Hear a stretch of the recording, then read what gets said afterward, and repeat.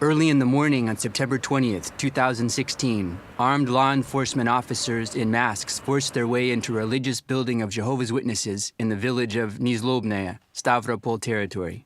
I was keeping watch in the building when I saw on the monitor that several vehicles had driven up and people in black masks got out. They jumped over the fence and broke the lock on the gate. They drove their vehicle into our property and began using a circular saw to cut the entry door. They cut the hinges and entered the building. When they saw me, they said, "Hands out of your pockets and go outside." The security camera footage shows the officers spreading out in the building. Several officers entered the hall on the first floor, and two of them, in the presence of their colleagues, pulled banned literature out from under their clothing and placed it in a cabinet nearby. We regularly inspect our religious building to make sure there are no strange items or banned literature. As usual, an inspection had been made the night before, and there was nothing in this cabinet. It was empty. But the security camera footage clearly shows officers supposedly seizing literature from this part of the cabinet while the other shelves were still empty. The law enforcement officers also seized audio and video equipment. When the representative of the building's owner arrived, the officers did not permit him to participate in the search. The officer who was in charge of the search did not identify himself and did not let me see the search order. When I asked him to give me a copy of the order, he rudely demanded that I leave the building. So I had no choice but to comply and leave the building. These actions included multiple violations of the law. For example, the search order was not shown to anyone, even though there were people in the building. For that matter, the forced entry was unlawful from the start. They did not even give the people inside the building the option to open the door voluntarily.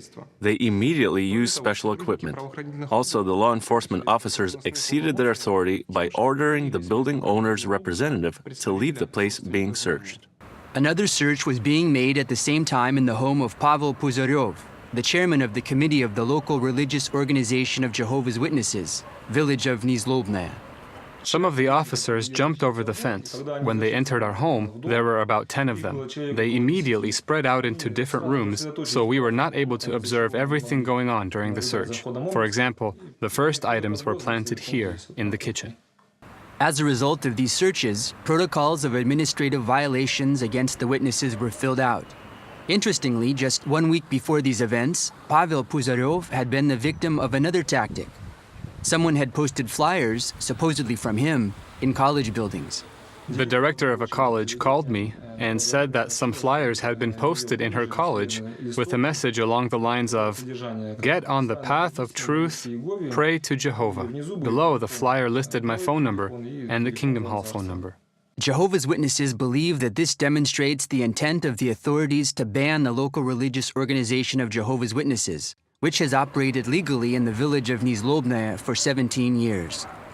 The last time homes of Jehovah's Witnesses in Nizlobnaya were searched was in 1985. Back then, Jehovah's Witnesses knew that law enforcement officers could come at any time and seize their Bible or their Bible literature.